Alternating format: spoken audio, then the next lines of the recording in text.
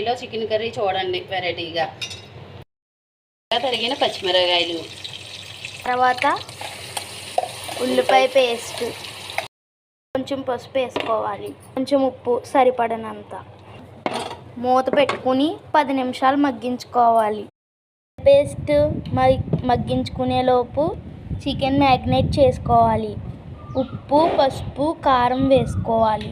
తర్వాత నిమ్మరసం వేసుకోవాలి. అల్లం వెల్లుల్లి పేస్ట్,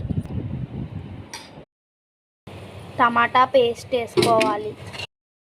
మగ్గాక మ్యాగ్నేట్ చేసుకున్న చికెన్ని అందులో వేసుకోవాలి. చికెన్ని మగ్గించుకోవాలి. నీళ్లు పోసుకుని చికెన్ని ఉడికించుకోవాలి.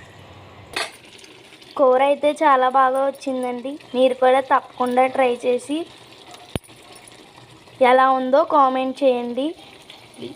ప్లీజ్ సబ్స్క్రైబ్, లైక్ కూడా చేయండి.